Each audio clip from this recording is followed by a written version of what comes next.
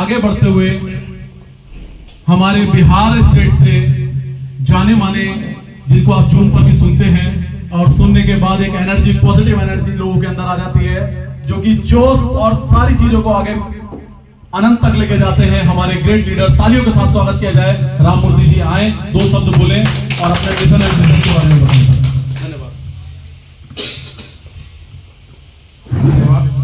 बहुत अच्छा लग रहा है, हम सब एक जगह इकट्ठे हैं और आप शायद यकीन नहीं करेंगे कि ड्रीम लाइट में आने से पहले यहाँ पर जितने लोग मौजूद हैं, मैं प्रभात सर को अगर छोड़ दूं तो मैं किसी से वाकिफ नहीं था, किसी से कोई परिचय नहीं था। तो मैं चंद लाइन दोहराऊंगा कि अपने ही गिराते हैं नशे मन पे बिजलियां, अपने ही गिराते हैं नशे मन पे बिजलियां, गैरों ने आके फिर भी हमें थाम दिया है। तो आप दोस्तों, आप सबों का प्यार है, आप सब अलग अलग प्रांत से हैं और मैं अगर ड्रीम लाइट की बात करूं तो ड्रीम लाइट एक वैसे हवाई जहाज की यात्रा के समान है। यदि हम हवाई जहाज में बैठे रहते हैं तो न तो हवाई जहाज की स्पीड हमें मालूम होती है कि वो कितनी स्पीड से उड़ान भर रही है, और न ही हवाई जहाज की ऊंचाई हमें मालूम होती है कितनी ऊंचाई पर वो उड़ रही है। तो ड्रीम लाइट ही एक ऐसा प्लेटफॉर्म है कि शायद हमें अंदाजा नहीं है इसकी ऊंचाई का और इसकी स्पीड का, लेकिन हम लोग गलतफहमी में न रहें। ड्रीम लाइट रूपी अगर जहाज में हम अगर सवार हो गए हैं तो हम बहुत आगे निकलेंगे, बहुत आगे निकलेंगे।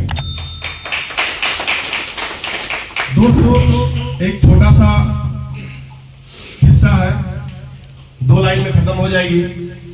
एक सर्वे चल रहा था, वो सर्वे बस स्टैंड पर चल रहा था कि लोगों की मोनोपोली क्या है, लोग क्या सोचते हैं, और हम उस देश में रहते हैं जहां पर लोग हर एक दूसरे को हेल्प की भावना से देखते हैं। तो वहां सर्वे करने वाले ने बस स्टैंड में जाकर के एक व्यक्ति से पूछा कि सर, अगर आप बस में बैठे हैं और कोई महिला आ जाए तो क्या आप अपनी सीट छोड़ देंगे? तो उन्होंने कहा बिल्कुल नहीं छोड़ूंगा। फिर उन्होंने दूसरा सवाल किया कि सर, वो महिला यदि प्रेग्नेंट हो तो क्या आप सीट छोड़ेंगे? उन्होंने कहा मैं सीट नहीं छोड़ूंगा। तो उस रिपोर्टर को गुस्सा आया।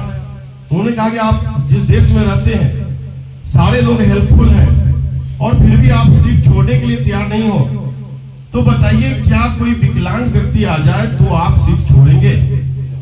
तो उन्होंने कहा मैं फिर भी सीट नहीं छोड़ूंगा। तो उन्होंने कहा कि भाई आपकी सोच इस तरह की क्यों है?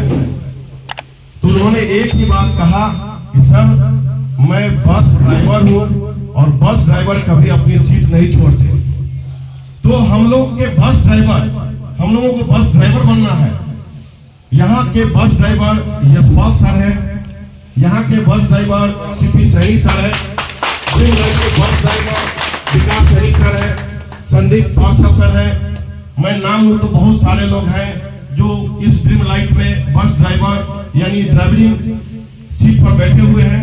तो हम अपने टीम की संख्या को इतना बढ़ा लें कि हम शायद उस टीम को ड्राइव करें, उस टीम को लेकर के चलने के लिए तैयार हो। तो हमें सीट छोड़ने की जरूरत नहीं है, हमें सीट छोड़कर किसी दूसरी कंपनी की तरफ जाने की भी जरूरत नहीं है। तो दोस्तों, और अगर बिहार की बात होती है तो मैं अपनी बात जरूर कहूंगा, क्योंकि मैं बिहार कटिहार से बिलोंग करता हूं। मैं अगर अपनी बात कहूं ड्रीम लाइट के संदर्भ में, तो दोस्तों मैं बिहार के जिस एरिया में जाता हूं तो अलग अलग स्लोगन बना हुआ है, एक बिहारी 100 पे भारी। अब जब एक बिहारी 100 पे भारी बोला जाता है तो हमें तो साबित करना होगा कि हम 100 पे भारी कैसे हैं। तो हम कैसे छोड़ सकते हैं ड्रीम लाइट? हमें तो साबित पहले करना होगा कि हम 100 पे भारी कैसे हैं। तो उसके लिए भी हमें ड्रीम लाइट करनी होगी। दोस्तों, दूसरे एरिया में जाते हैं तो बोला जाता है कि जो ना कटे आरी से वो कटे बिहारी से। अब मैं कैसे छोड़ दूं? अब हमें तो काटना होगा, चाहे दूसरे कंपनी के टीम को काट कर ड्रीम लाइट को बढ़ाना हो, मैं बढ़ाने के लिए तैयार हूं, क्योंकि इससे बेहतर प्लेटफॉर्म कहीं नहीं है। मैं जब दशरथ मांझी के क्षेत्र में जाता हूं तो वहां बोला जाता है जब तक तोड़ेंगे नहीं तब तक छोड़ेंगे नहीं। तो मैं ड्रीम लाइट में आया हूं, जब तक यहां अपने आप को प्रूव नहीं करूंगा, जब तक अपने आप को साबित नहीं करूंगा, तब तक ड्रीम लाइट मैं छोड़ने वाला नहीं हूं। किसी भी बहुत सारे लोग हैं, मैं नाम उनका नहीं लेना चाहूंगा। बिहार में एक कहावत और है, जिंदगी झंडवा फिर भी घमंडवा। तो जिंदगी झंडवा फिर भी घमंडवा, तो वैसे लोग दूसरे कंपनी में अपने जिंदगी का घमंड को लेकर घूमते रहे, लेकिन हम ड्रीम लाइफ छोड़ने वाले नहीं हैं, चाहे वो हमारा साथ हो।